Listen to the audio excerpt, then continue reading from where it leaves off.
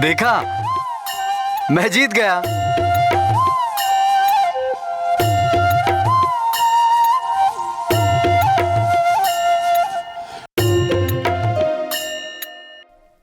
देखा, मैंने कहा था ना कि मैं ही जीतूंगा।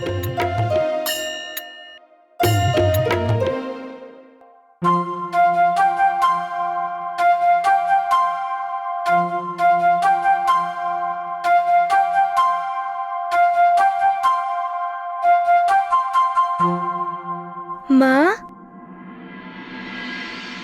जीत तो आपकी हुई नहीं, फिर भी आप इतनी प्रसन्न क्यों हो रही हो?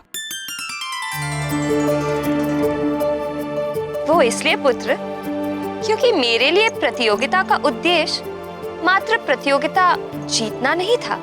तो फिर?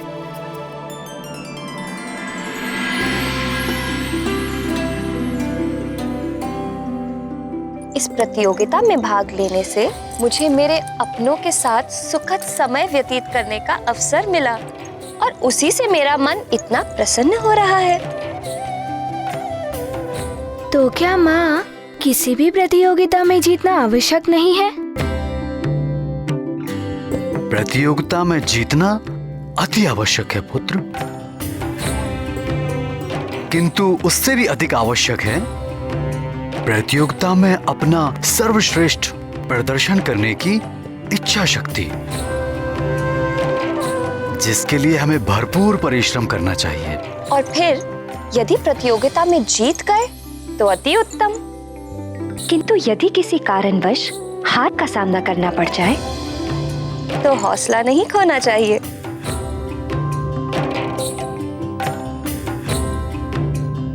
तो फिर क्या करना चाहिए माँ? हमें उस हार से शिक्षा लेकर अपनी कमियों को दूर करने का अथक प्रयास करना चाहिए और पुनः दुगने उत्साह के साथ खेल के मैदान में उतरकर प्रतियोगिता में जीत कर दिखाना चाहिए। और हाँ, हमें ना तो कभी अपने विजय का अहंकार करना चाहिए और ना ही अपने हार के सामने हार माननी चाहिए। तो अब बताओ, कल प्रतियोगिता में जाकर क्या करोगे? मारुति कल प्रतियोगिता में सर्वश्रेष्ठ प्रदर्शन भी करेगा और खेल का आनंद भी उठाएगा।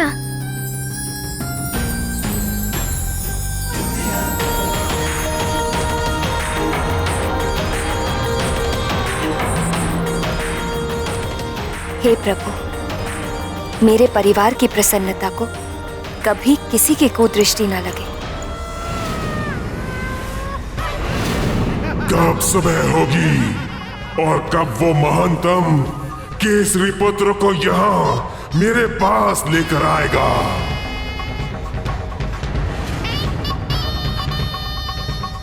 आजा केसरी नंदन, मेरे आनंद धन।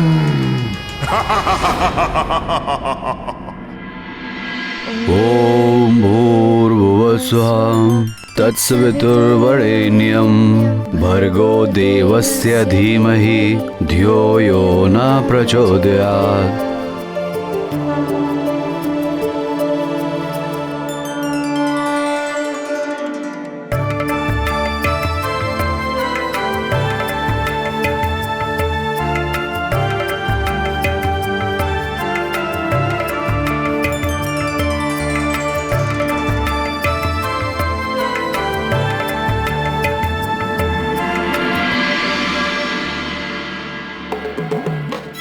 स्मरण है ना सखा?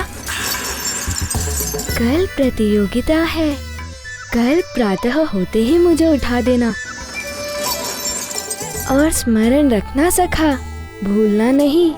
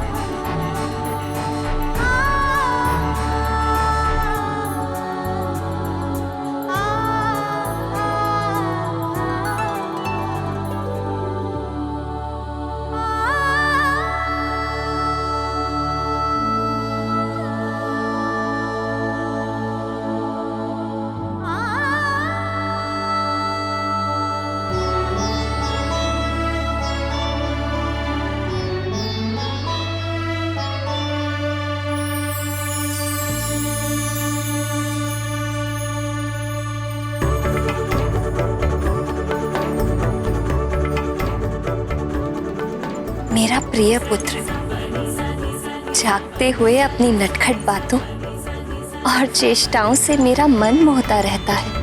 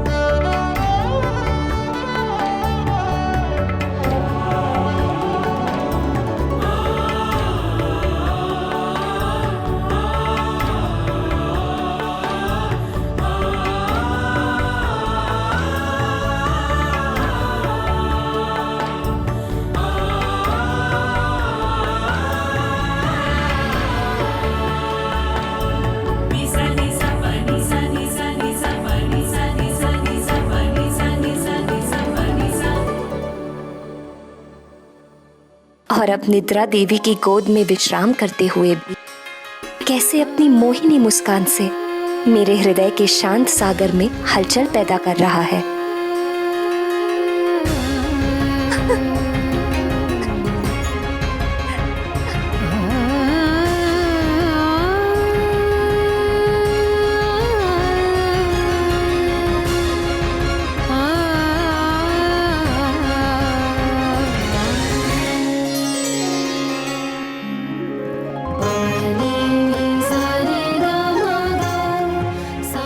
क्या हुआ प्रिय? अपने सोते हुए पुत्र से क्या बात कर रही हो प्रिय?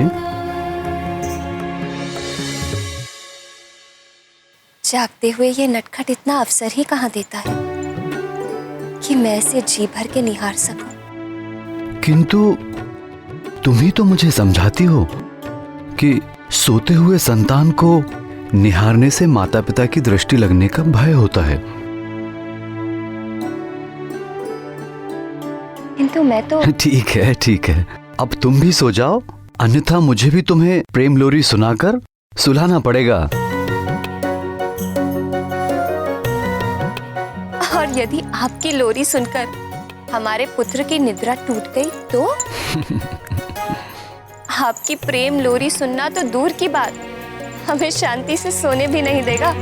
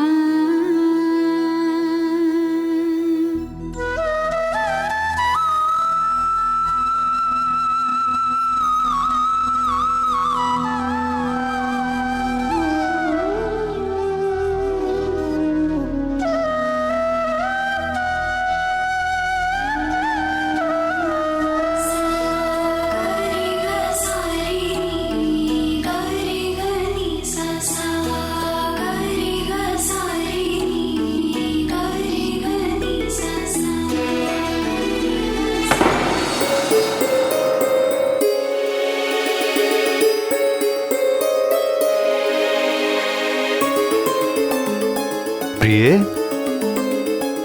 अंजने, ये विचित्र ध्वनि कैसी?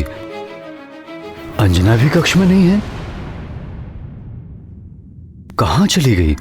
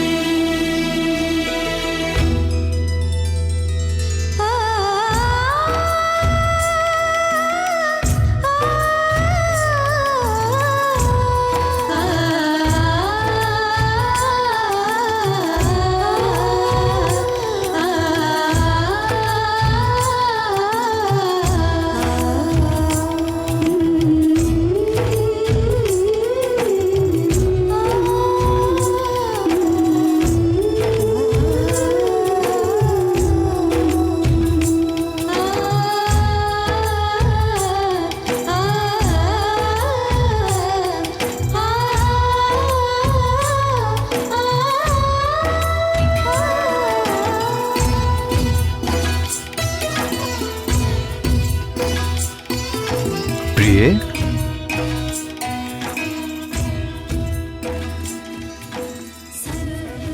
अर्धरात्रि में ऐसा क्या आवश्यक कार्य आ गया प्रिय, जो हम पिता पुत्र को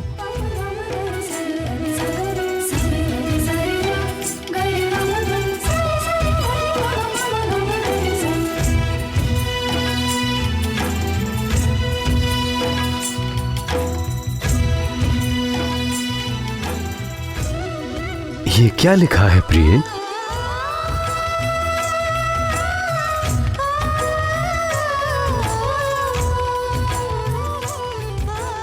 ये मेरी उन कामनाओं की सूची है जो मैंने हमारे पुत्र के उज्जवल भविष्य के लिए सोचा है। हमारा पुत्र जो भगवान शिव की कृपा से हमें प्राप्त हुआ है, मारुति के अद्भुत चमत्कारों के हमारे साथ समस्त सुमेरुवासी भी साक्षी हैं। उसके उज्जवल भविष्य पर तुम्हें संदेह है प्रिय? नहीं आर्यपुत्र, मुझे अपने पुत्र की क्षमताओं पर कोई संदेह नहीं।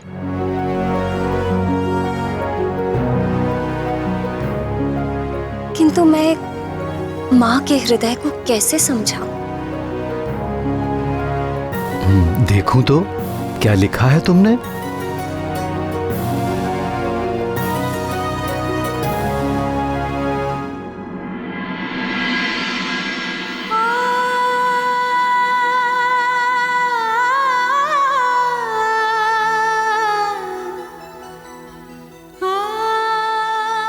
मारुति को अतिशीघ्र अन्नप्राशन कराना और उसे उसका प्रिय फल सेब अवश्य खिलाना।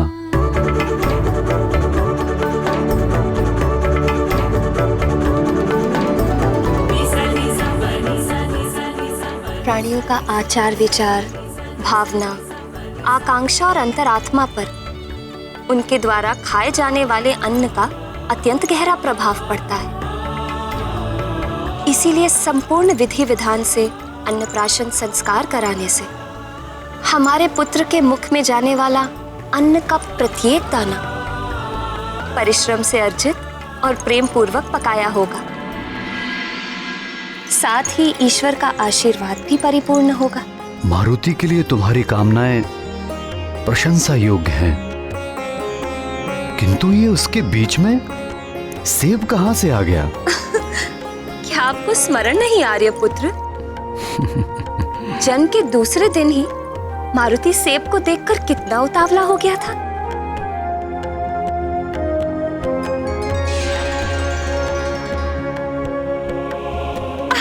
नहीं नहीं नहीं, अभी नहीं। सत्य कहा प्रिय, किंतु मैं जब मारुति को उसका प्रिय फल सेब खाने के लिए रोकता हूं ना, तो मेरा हृदय भी दुखता है।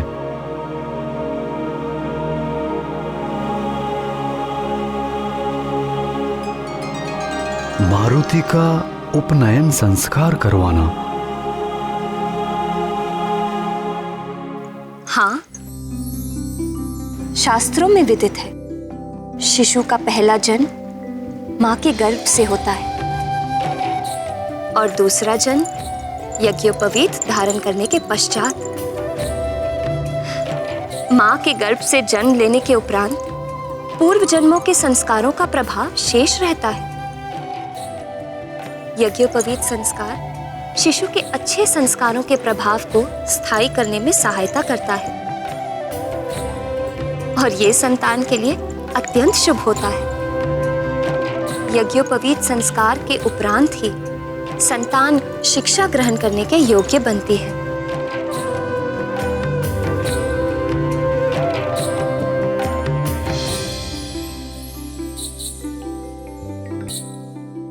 क्या हुआ आर्यपुत्र? क्या सोच रहे हैं?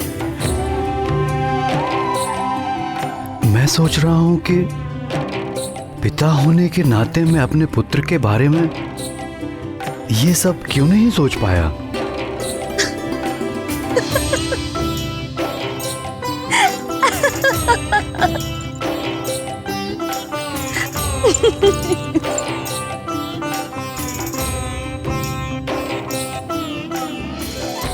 मारुति को शिक्षा ग्रहण करने के लिए सर्वोत्तम गुरु के पास भेजना।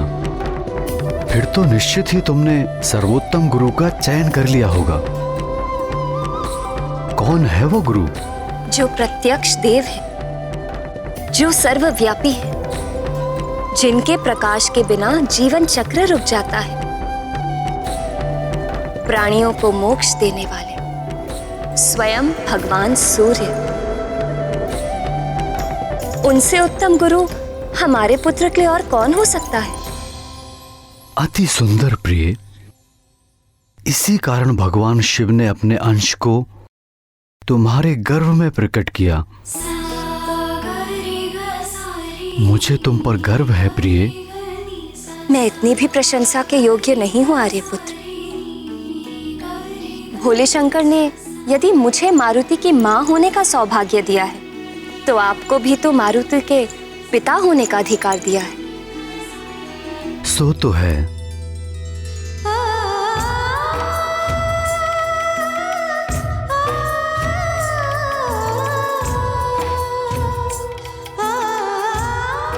मारुति को भगवान विष्णु के अवतारों और श्री राम की कथा सुनाना, ताकि बाल्यावस्था से ही मारुति की ईश्वर भक्ति के प्रति रुचि जागे। भगवान विष्णु की कथा तो ठीक है, परंतु श्री राम की कथा? स्मरण कीजिए, गौरी और उनकी गैया ने राम नाम से संबंधित प्रश्न के उपरांत हमें क्या बताया था? भगवान भोलेनाथ के इच्छानुसार तुम्हारे पुत्र का जन्म विष्णु अवतार श्री राम की सहायता के लिए हुआ है। युवराज का जन्म तो बड़े बड़े कार्य करने के लिए हुआ है। इनके चमत्कारी कर्तव्यों पर तो सारा संसार चकित और मोहित रह जाएगा। किंतु प्रिय, क्या तुम्हें ज्ञात है कि श्री राम कौन है और उनकी कथा क्या है?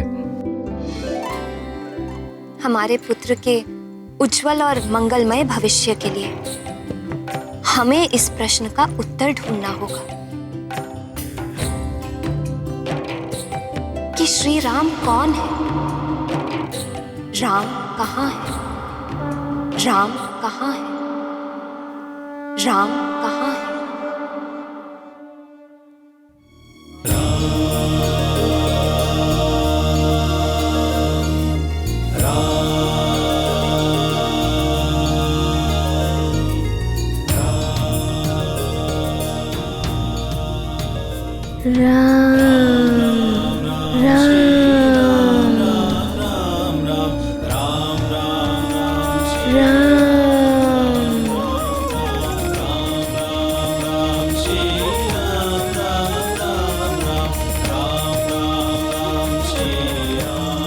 माँ, पिताश्री, हमारे पुत्र के लिए तुम्हारी पांचवी कामना क्या है प्रिय?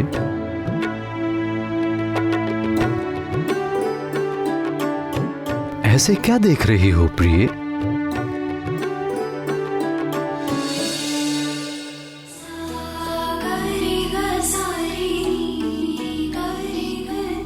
मेरी पांचवी कामना ये है आर्यपुत्र कि जैसे आपने मुझे अपनी अर्धांगिनी स्वीकार कर मुझे मारुति की मां बनने का सौभाग्य प्रदान किया,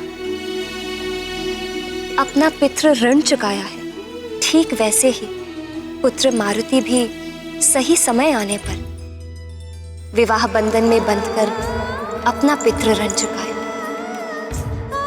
और हमारी वंश बेल को आगे बढ़ाए।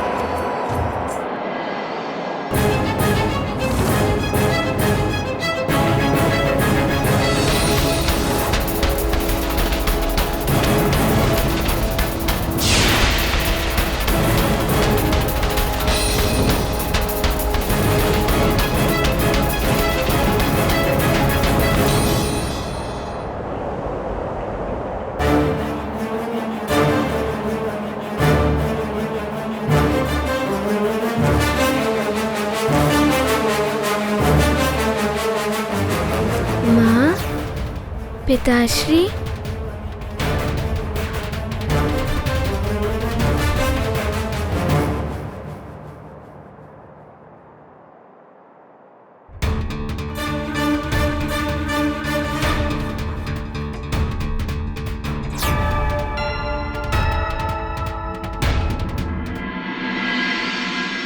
मारुति ने आपको हर स्थान पर ढूंढा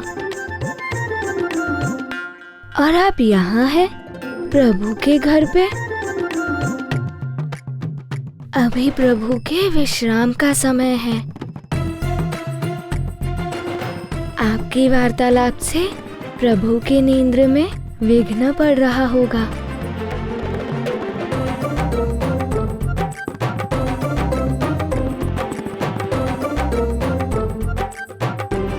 चलिए ना माँ, आपके यहाँ रहने से प्रभु की और मारुति की निद्रा में विघ्न पड़ रहा है।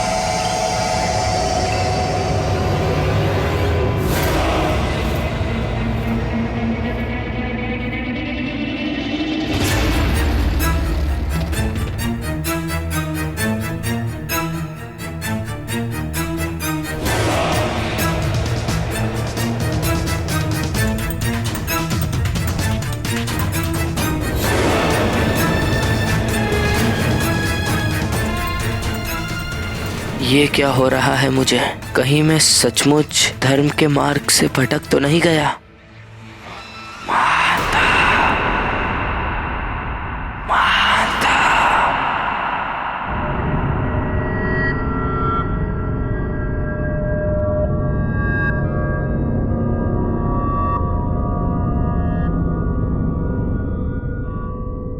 महानतम वाली को धर्म सद्मार्ग सत्य जैसे दुर्बल विचार शोभा नहीं देते।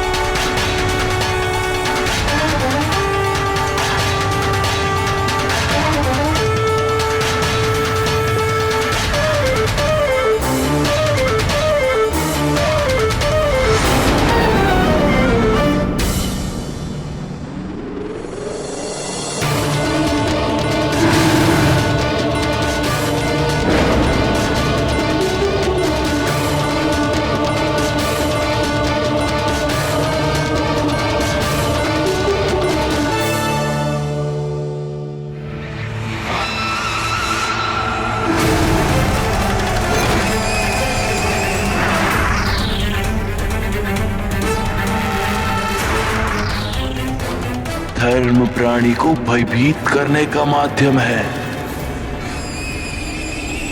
सद्मार्ग की खोज वो करते हैं जिनके जीवन में कोई महान लक्ष्य नहीं होता।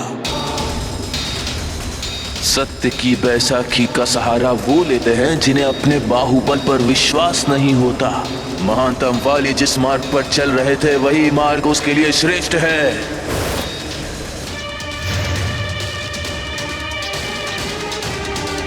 किंतु यदि सचमुच उस मरकट का जन्म भोलेनाथ की कृपा से किसी विशेष उद्देश्य की पूर्ति के लिए हुआ है तो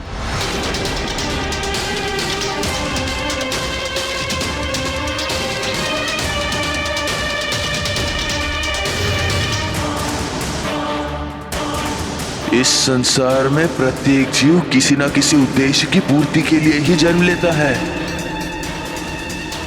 तुम्हारे जीवन का भी एक उद्देश्य है।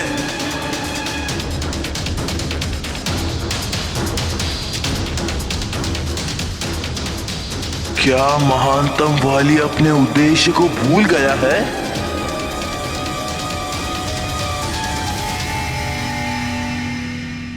स्मरण करो।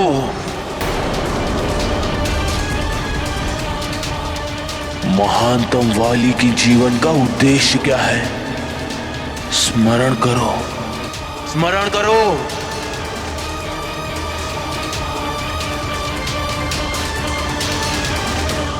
इस समग्र विश्व का कोई भी योद्धा मेरी टक्कर का नहीं है, और हाँ, ये मेरी चुनौती है।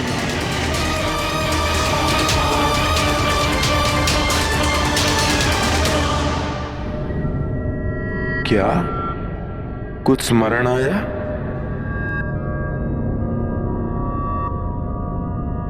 सर्वश्रेष्ठ योद्धा वाली, महानतम योद्धा वाली, कभी किसी से पराजित ना होने वाला वाली।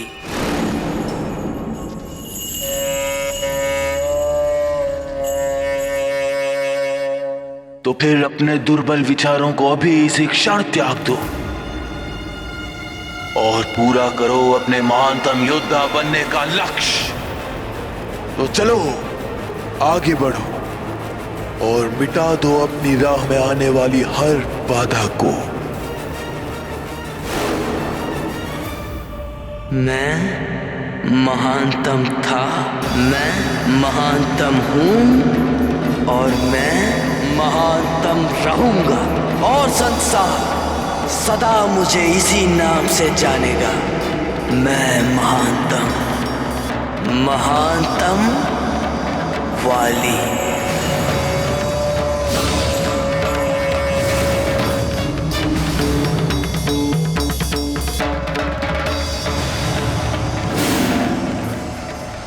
बाली देवराज इंद्र का अंशावतार होकर भी इतना बड़ा दुष्ट कैसे हो गया? पर किष्किंधा नरेश ऋक्षराज से वाली और सुग्रीव का क्या संबंध है? और वे दोनों भाई कैसे हुए? किष्किंधा नरेश ऋक्षराज से वाली और सुग्रीव का नाता जितना विचित्र था, उतनी ही विचित्र है इन दोनों भाइयों के जन्म की कथा। वस्तुतः ऋक्षराज ब्रह्मदेव के मानस पुत्रों में से एक है। विवाह के कई वर्ष व्यतीत होने के पश्चात भी जब ऋक्षराज और उनकी पत्नी बिरजा को संतान सुख की प्राप्ति नहीं हुई, तब शोक से भरे ऋक्षराज को ब्रह्मदेव ने अपने द्वारा प्राप्त एक अद्भुत झील के विषय में बताते हुए कहा कि हिमालय के उत्तर में मेरे द्वारा वरदान प्राप्त एक अद्भुत झील है। उस झील की विशेषता यह है कि उसमें अपना प्रतिबिंब देखकर जो भी इच्छा की जाए तो अवश्य वो इच्छा तत्क्षण पूरी हो जाती है, किंतु स्मरण रहे भूलकर भी उस झील के जल का स्पर्श नहीं करें। मुझे भी सूर्य देव और इंद्रदेव जैसे प्रतापी पुत्रों की प्राप्ति हो।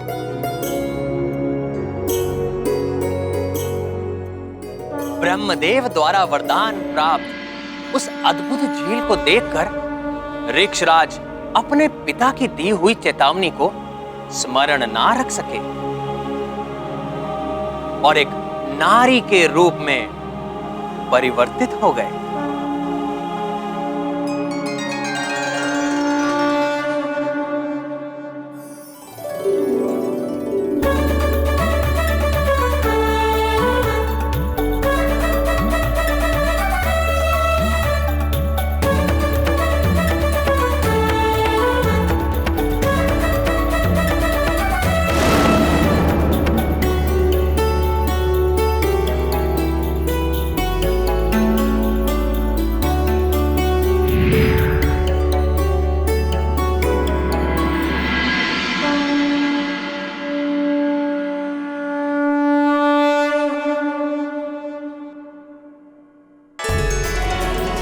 मैं इंद्रदेव, झील को मिले वरदान वश मैं तुम्हारी इच्छा पूरी करने आया हूँ ऋक्षराज। प्रभु, क्या मुझे आजीवन इसी नारी के रूप में रहना होगा? ऋक्षराज, तुम और मैं तो निमित्त मात्र हैं, यह एक दैवी लीला है, परंतु इसका समाधान भी है। चिंतित मत हो, अपनी इच्छा पूर्ति के पश्चात पूर्णमासी के दिन इस झील के जल को पुनः छूने से तुम्हें अपने वास्तविक रूप की प्राप्ति हो जाएगी। अब तुम अपना हाथ आगे बढ़ाओ।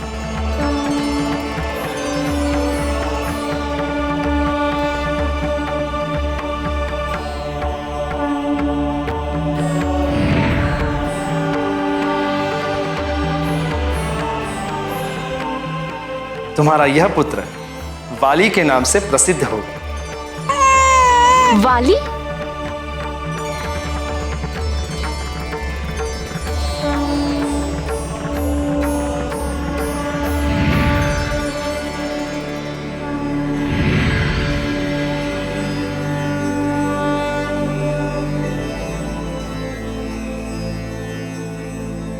अभी तो तुम्हारी अर्ध इच्छा ही पूरी हुई। मैं सूर्यदेव तुम्हारी इच्छा पूर्ति हेतु प्रस्तुत हूँ। झील में देखकर तुमने मेरे जैसा तेजस्वी पुत्र पाने की कामना की थी। अपने हाथ आगे बढ़ाओ।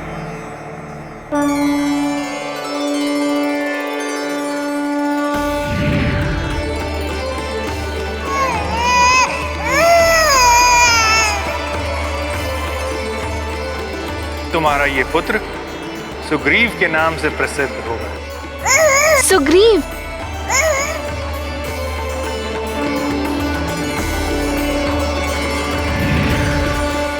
वाली तो देवराज इंद्र के पुत्र थे, तो देवराज अपने पुत्र को समझाते क्यों नहीं? माता पिता का कर्तव्य होता है अपनी संतान के लालन पालन में किसी भी प्रकार की कमी ना होने दे। अच्छी शिक्षा दीक्षा, अच्छा आचार विचार, अच्छा आहार व्यवहार, ये सब माता पिता का उत्तरदायित्व है। परंतु संतान अपने कर्म के लिए स्वयं उत्तरदायी होती है।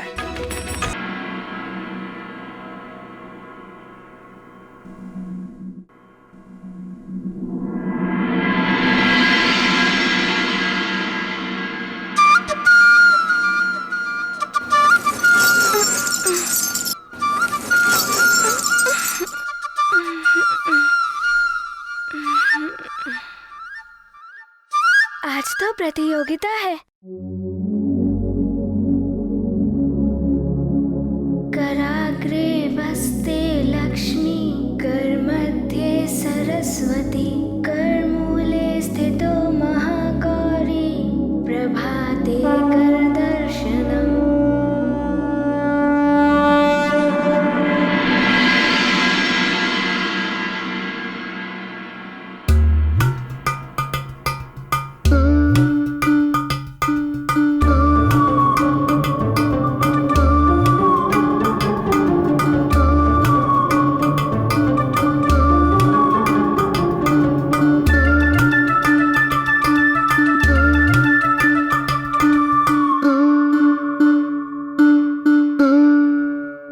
समुद्रवस्ने देवी, पर्वतस्तन्मण्डिते, विष्णुपत्नी नमस्तुभ्यं, पादस्पर्शं क्षमस्व मे।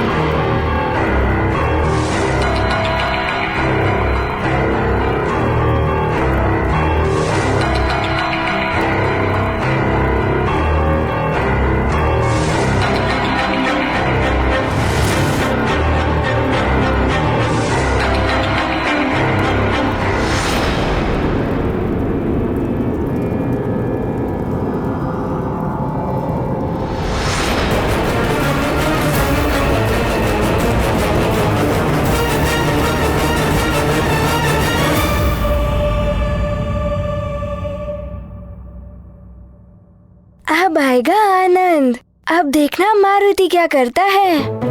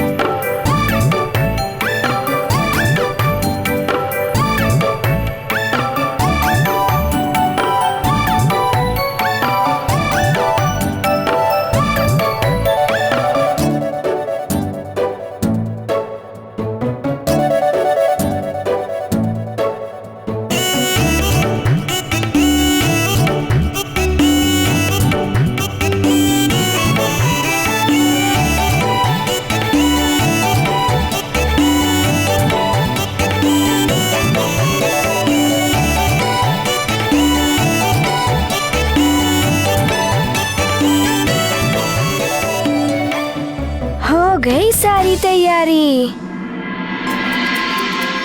अब लगाऊंगा उपटन, बहुत आनंद आएगा।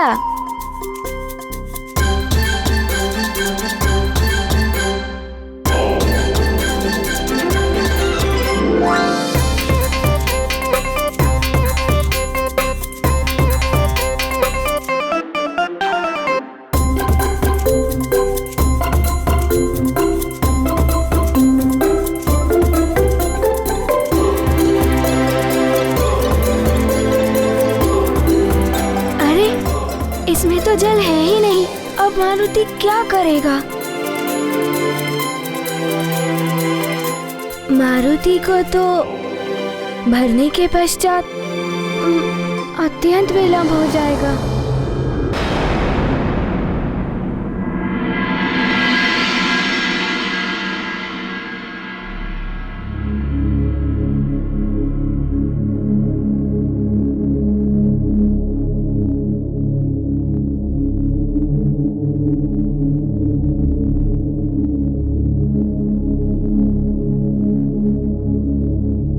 पुत्र मारुति प्रातः उठते कहाँ चला गया?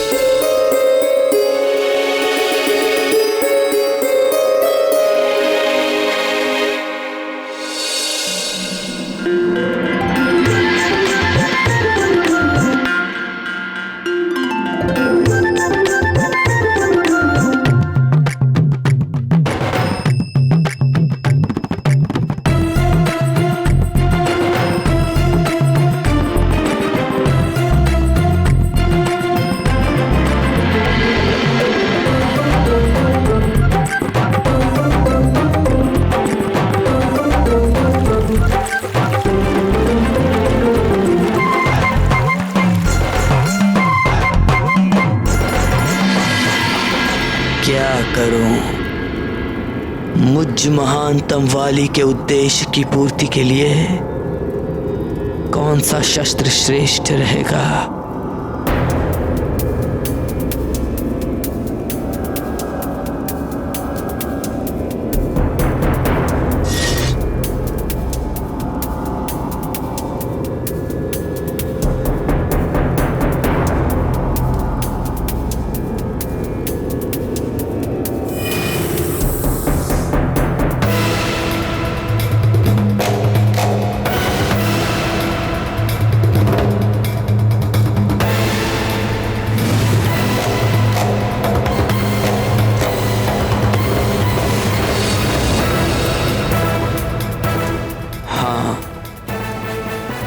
मेरी ये श्रेष्ठ गदा ही सही रहेगी।